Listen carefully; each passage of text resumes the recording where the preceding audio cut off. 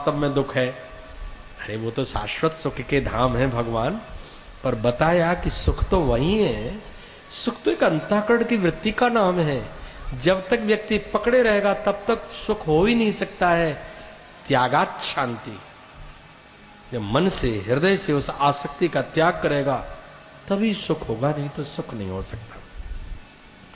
जब दोनों ने ज्ञान दिया, गोकर्ण ने, न चेन्द्र से सुखम कश्चन न सुखम चक्रवर्तीना सुखमस्ति विरक्त से मुनेर एकांत जीविना। पिताजी आप ये दुख क्यों करते हो? तुरंत तुरंत आत्मदेव ब्राह्मण को ज्ञान हुआ, वन में भजन करने चले गए। धुंधकारी ने मां की मारपीट करना आरंभ किया, प्रताड़ना देता था, इतना मारा एक दिन सिर फूट गया।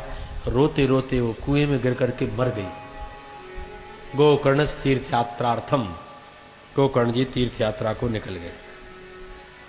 गोकर्ण तीर्थ यात्रार्थम निर्गतः योग संस्थितः न सुखम न दुखम तस्य न बैरी न पिबांधवा। न उनका सुख था न दुख था, न कोई शत्रु था न मित्र था, न कोई बंधु था न बांधव था। जन्म देने वाली गोमाता मर चुकी थी।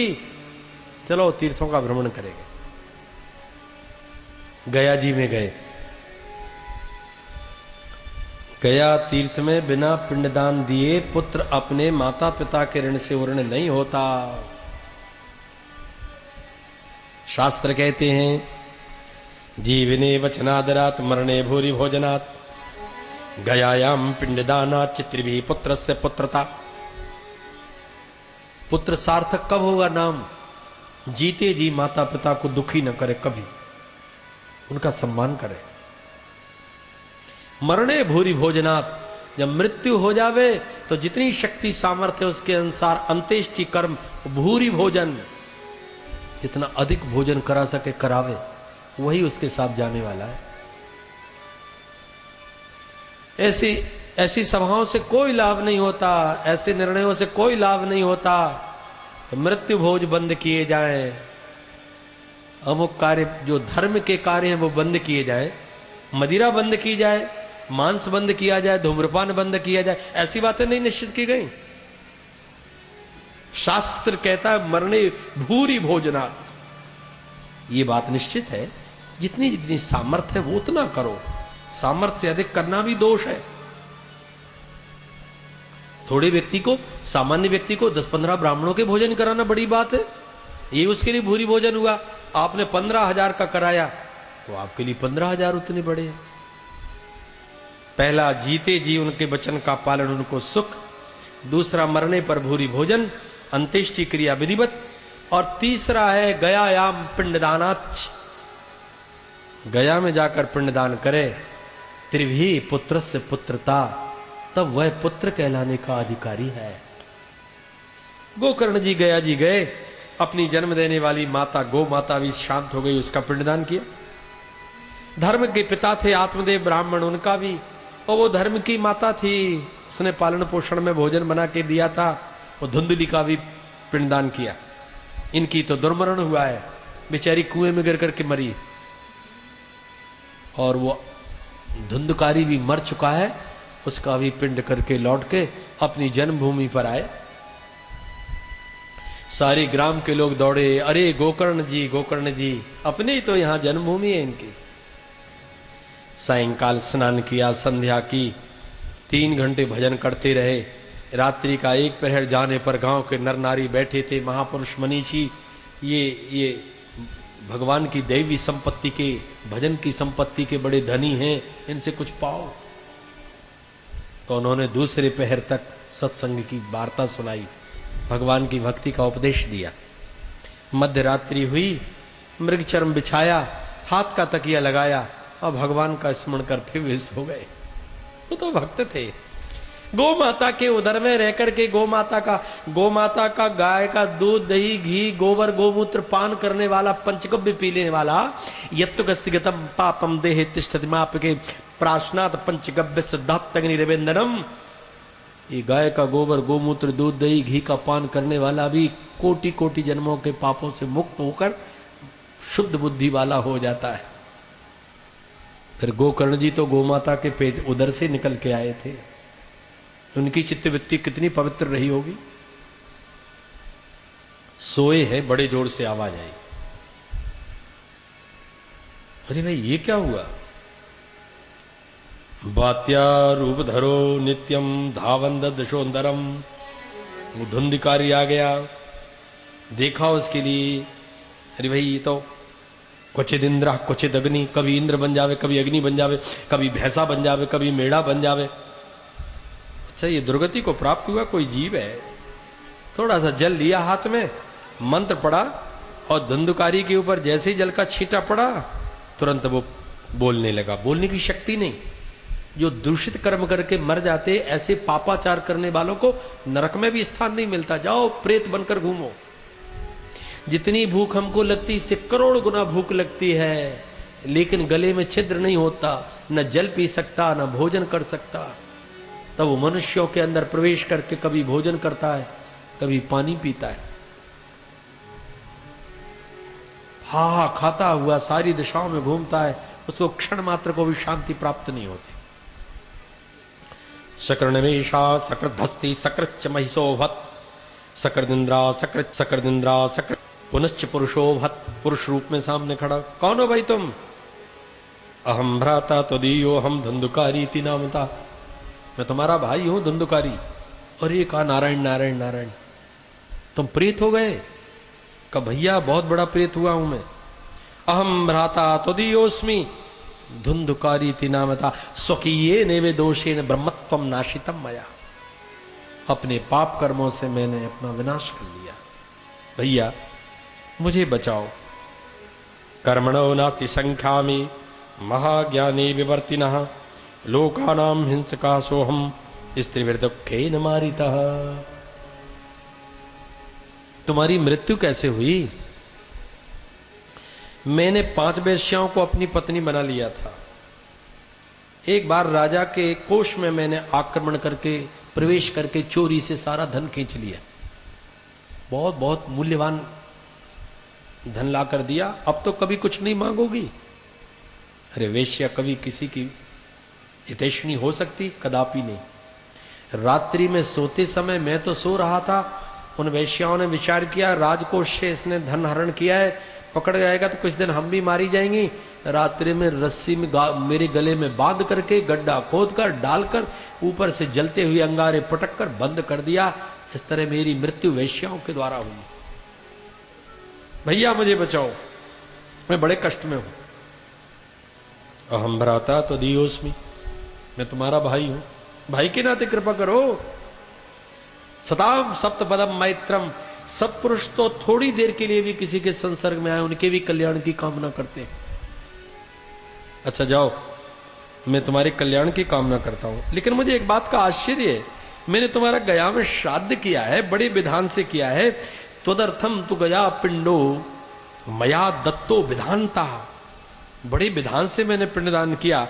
तत्कथम नैव विमुक्तोषि ममाश्चर्य मिदम महत्। तुम्हारा मुक्ति नहीं हुई तुम्हारी? धुंधुकारी बोला भैया जिनसे छोटे मोटे पाप होते उनकी मुक्ति होती। मेरी माँ वो अकाल मृत्यु मरी थी, दुर्मरण हुआ था, जल में गिरकर मरी, उसका पिंड किया, वो मुक्त हो गई। लेकिन मेरे तो गया श्राद्धों। आप गया में 100 बार भी श्राद्ध करें, गया श्राद्ध शतेनापि मुक्तिर्मे न भविष्यति। मेरे दारुण कर्म हैं। कंपन्ते सर्व। रात्रि में विचार करते रहे जीव का कैसे उद्धार होगा। महापुरुषों को दूसरे के सुख की चिंता होती। वो तो ऐसे परम सत्वगुण संपन्न महापुरुष थे। भगवान सूर्यनारायण से प्रार्थना की प्रातःकाल। अपने ग्राम की पवित्र नदी में स्नान करने के बाद सूर्योदय तक गायत्री का जप करते रहे। सूर्योदय पर उपस्थान किया भगवान सूर्यनारायण के लिए। गोकर्ण स्तंभनम चक्रे सूर्य वेगस वै तदा। भगवान सूर्यनारायण एक निमेष में 2202 योजन चले जाते हैं। योजनानाम सहस्त्रे द्विशते द्विच योजने एक निमिषार्धेन कर्ममाण नमोस्तुते। भविष्य पुराण में श्लोक आया है। आधे निमेष में सूर्यनारायण 2202 योजन माने 8808 कोस 16,1616 मील चले जाते हैं आधे निमेष में। उनको भी रोक लिया।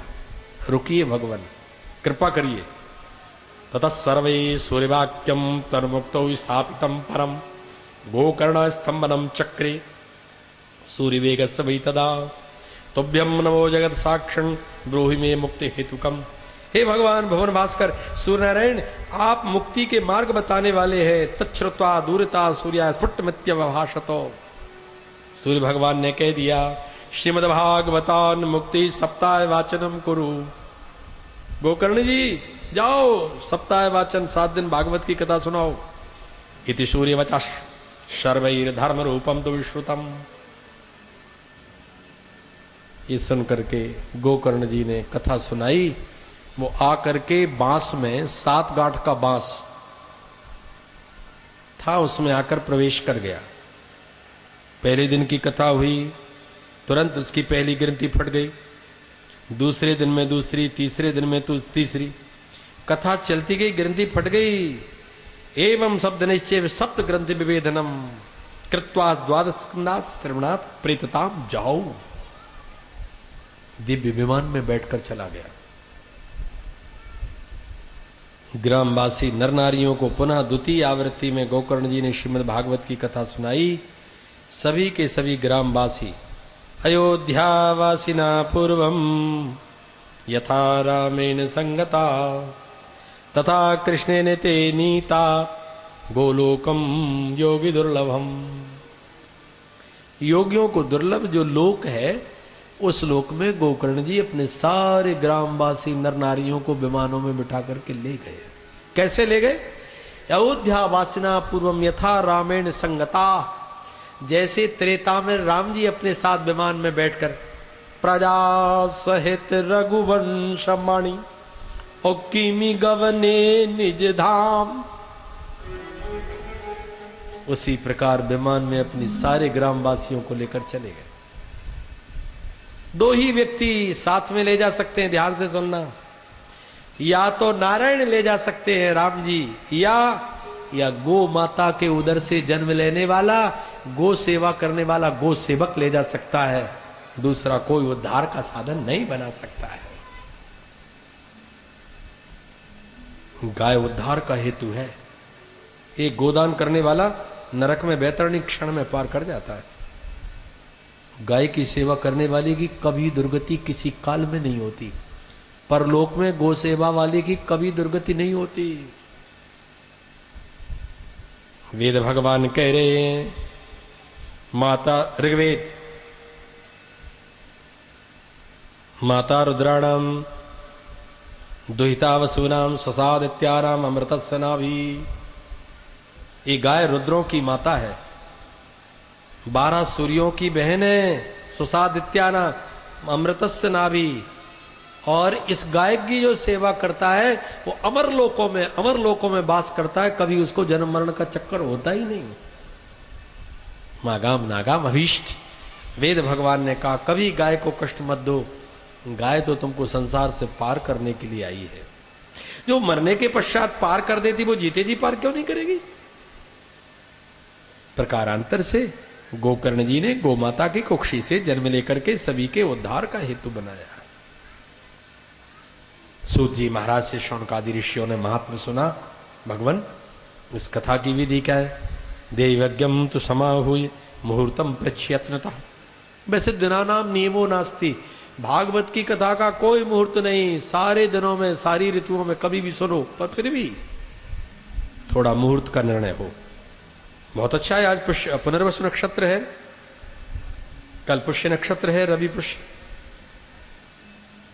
और ये पितृपक्ष का महीना तो इतना श्रेष्ठ है कि जितने भी दिवंगत पितर हैं सभी कथा श्रवण करने। 15 दिन में जो भी व्यक्ति जैसे जैसे श्रेष्ठ सत्कर्म करता है वे पूर्वजों को उसका पूरा पुण्य प्राप्त होता है। दान करे, जप करे, तप करे, कथा सुने, सत्कर्म करे, ये सारे पितरों को प्राप्त होता है। ये 15 दिन पितरों के हैं। श्रावण के 1 महीने में शंकर भगवान भूलोक में पधारते हैं, इसलिए श्रावण में शंकर जी की आराधना का विशेष फल है। माघ मास में सूर्य भगवान पृथ्वी पर उतरते हैं, माघ मकर गत रवि जब होई। कार्तिक मास में भगवान विष्णु पृथ्वी पर उतर जाते हैं, इसलिए कार्तिक मास में विष्णु के अर्चन का विशिष्ट महत्व है। नवरात्रि में दुर्गा जी भूमि पर पधारती हैं, इसलिए उनकी आराधना का बड़ा महत्व है। 15 दिन में पितर जितने भी हैं वो सब पृथ्वी पर अपने अपने पुत्रों के घर में वायु रूप में आकर के निवास करते हैं। जो जो कर्म पुत्र करते हैं वो पितरों को प्राप्त होता है। ये तो अपने पूज्य पिता की स्मृति में कराने वाले पुत्रों ने श्रीमद् भागवत का विशिष्ट आयोजन सुनिश्चित किया है। तीर्थे वापि वने वापि गृहे वा श्रवणम मतम, चाहे तीर्थ में सुनो, चाहे घर में सुनो और चाहे वन में सुनो। विशाला वसुधा यत्र कर्तव्यम तत्र कथा स्थलम। इसमें कथा के श्रवण कराने में विवाहे यादृशम वित्तम तादृशम परिकल्पित, उत्साह के साथ कथा करे, वित्त की कृपणता को छोड़ दे। जैसे विवाह में मुक्त हस्त से करता है, जो भी करता है मुक्त हस्त से, ऐसी कथा को भी इतने उत्साह से करे। दूरे हरि कथा केचित दूरे चाच्युत कीर्तना, दूर दूर तक संदेश दे दे। भगवान के प्रेमी भक्त कथा श्रवण करना चाहें, आ जावें, कथा सुने। और इस कथा के श्रवण करने में ब्रह्मचर्यम वधा सुप्ति पत्रावल्याम च भोजनम, कथा श्रवण तक ब्रह्मचर्य का पालन करे, पृथ्वी में शयन करे, पत्रावली में भोजन करे। लसुनम पलाण्डुम, लहसुन प्याज भटा मसूर गाजर ये निषिद्ध द्रव्य है, इनका सेवन न करे। सात्विक भोजन करे और इसमें भी दम कामम क्रोधम मदम मानम मत्सरम लोभ में विचौ, काम क्रोध लोभ मोह मद अभिमान अहंकार इन सबको छोड़े। सत्यम शौचम दया मौन मार्जवम, सत्यम शौचम पवित्रता से रहे, सत्य भाषण करता रहे, दया करता रहे, मौन रहने की चेष्टा करे और सरलता मन में रखे, विनयम तथा और विनम्र हो जावे। बड़ी कृपा है भगवान की कि उन्होंने मुझे भगवान की कथा का पात्र बनाया, योग्य बनाया, इसलिए करे। फलाहारिण घृतपानम पयापानम कृत्वा विष्णुयात सुखम, फलाहार से श्रवण करे तो बड़ी महिमा है। दूध पी कर ही रहे, फल खा करके रहे, पर बड़े ध्यान से सुनना। भोजनम तो वरम मन्ये कथा श्रवण कारकम, यदि फलाहार करने में आपके शरीर में बाधा आती है, स्वल्प भोजन करे, सात्विक भोजन करे। नोपवासो वरा प्रोक्ता कथा विघ्न करो, यदि उपवास करने से कथा में विघ्न होता है, उपवास का त्याग करे। फलाहार संक्षिप्त सामान्य और सुपाच्य लेवे, इतना गरिष्ठ फलाहार ले ले और फिर कथा श्रवण करेगा तो न कथा में मनाएगा, 2-4 दिन में रुग्ण हो जाएगा। इसलिए शास्त्र ने दोनों बातें बताई। उपवास बड़ा श्रेष्ठ है, पर भोजनम तो बरा मन्ये कथा श्रवण कार्यक्रम नोपवासो बरा प्रोक्ता कथा विघ्न करो। यदि लघुआहारम, लघु आहार लेवे, बार बार जल पियो, लघु शंका को जाओ, ये सब विघ्न न रहे, ऐसा रह करके कथा को श्रवण करे। रजस्वला अंत्यमलेच्छ पतिता व्रात्य तथा, इस कथा को रजस्वला स्त्री श्रवण कर सकती है, जो सूतक में पड़ा है वो श्रवण कर सकता है। अंत्यज चांडाल, चांडाल 3 प्रकार से चांडाल होता है। रजस्वला अवस्था में स्त्री में गर्भाधान हो जाए वो चांडाल। श्रेष्ठ वर्ण की स्त्री को छोटे वर्ण के पुरुष के द्वारा जो संतान होती है वह भी चांडाल हो जाती है। कर्म करने से चांडाल नहीं, चांडाल का जन्म कारण होता है जन्म, उसका कारण बाद में है, पहले उसका कारण ये हो रहा है।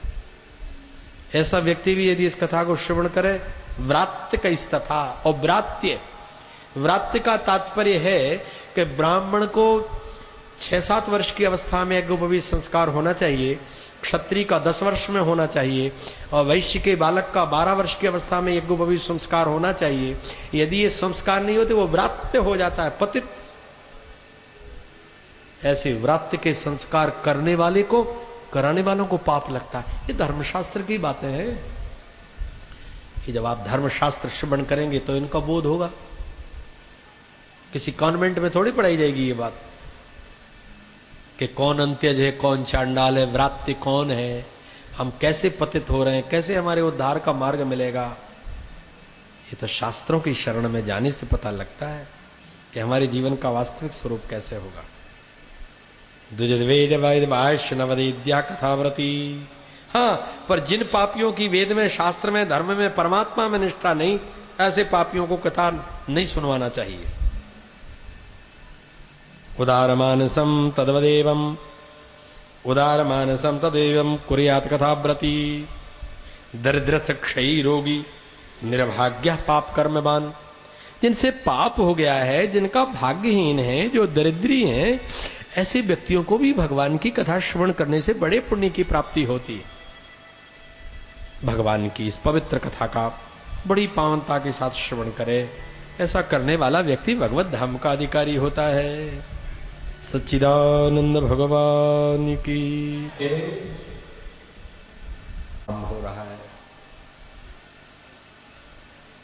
ओम तत्सत्। ओम नमो भगवते वासुदेवाय। जन्माद्यस्य यतोऽन्वयतिरतश्चार्तेषु विज्ञास्वराट् तेने ब्रह्महृदाय आदि कवये मुह्यन्ति सूरया तेजो वारिमृदां यथा विनिमयो तदृशगो मृषा धाम्ना स्वेन सदा